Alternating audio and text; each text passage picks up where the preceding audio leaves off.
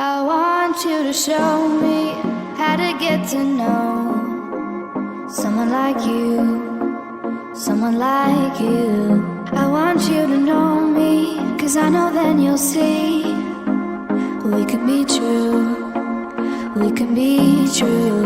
I want you to see what I see in us. Il y a 5 ans, je rentrais à l'université, remplie de doutes, mais avec les étoiles plein les yeux. La traduction, je l'avais déjà choisie en 3e secondaire et j'étais persuadée que c'était le métier que je voulais faire. J'ai adoré les cours de première année, malgré le Covid qui a repointé le bout de son nez. Des fois, j'ai l'impression que cette période n'a jamais existé. Premier cours d'espagnol, première prise de notes sur PC, premier début d'amitié. Premier blocus en travaillant à la poste avec un masque sur le nez. Premier échec en grammaire. Premier doute, premier fou rire, premier séchage et premier coup de foudre scolaire. Première repêche en 18 années et en août 2020, certains chemins se sont séparés.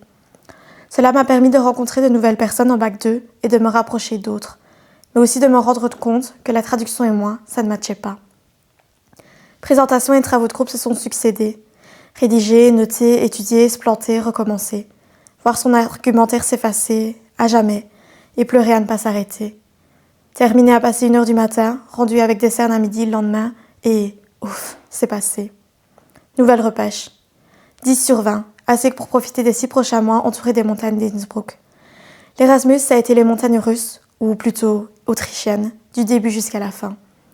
Entre les courses au Hofer toutes les semaines, les découvertes, les déceptions, les premières chutes sur la piste de ski en octobre, les conversations en allemand.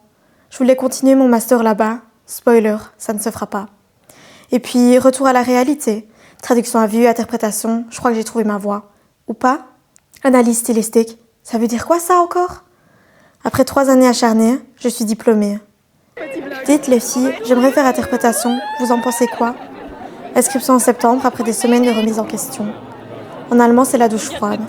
Faudrait aller chez un orthophoniste, vous n'arrivez pas à formuler vos phrases. Dites, je crois que vous n'avez vraiment pas le niveau pour le master. Il faudrait vous réorienter, je dis ça pour votre bien. Papa, maman, je pense que je vais aller en communication multilingue. Retour à la case départ. Je quitte la faculté qui m'a accueillie ces 3 dernières années. Je me rends compte que j'adore analyser les discours d'Ursula von der Leyen et que j'ai hâte de tourner mon premier projet audiovisuel. En janvier, je dis surtout aux examens. Je retourne à Innsbruck, à Milan, je découvre Amsterdam. J'ai plein de travaux de groupe et de projets à rendre. Je recommence à douter. Pour la première fois, j'ai presque envie de signer et de ne pas me présenter. En juin, quelqu'un me dit « T'as plein de qualités, il faut juste que tu prennes confiance ». Je continue à y croire, pour la Julie qui n'y croyait plus la première année. Puis les angoisses et les recherches TFE commencent. Je parlerais bien du phénomène BookTok. En fait, non, je crois que ça me plairait de me lancer dans un TFE de création. Les jours défilent, les mois avant le dépôt aussi. Je commence mon stage à la WEX. On est déjà en février 2025. Je me sens à ma place et bien entourée. Je poursuis avec un 2e stage de Community Manager. Je ne suis pas 100% convaincue. Je me sens perdue. Le TFE n'avance pas, la littérature allemande ne me parle pas. Je pleure, je stresse, je dors mal, je ne vais plus trop à la salle. Je vais voir un psy, je vais voir un micro-kiné, je sens qu'ils vont m'aider. Ça va déjà mieux, je me sens plus légère. Je donne tout pour mon dernier examen et je le décroche haut la main. Je vois que vous l'avez écrit vous-même, pas avec une IA. Je profite à moitié de ce que je pense être mes dernières vacances d'étudiante. Bronzage made in Albanie, draguer à Budapest, plein d'apéros au Campatro, je perds ma voix aux francopholies de Spa. Je m'accroche jusqu'à la fin, mon papa n'en peut plus de me voir rechanger des parties, corriger les typographies.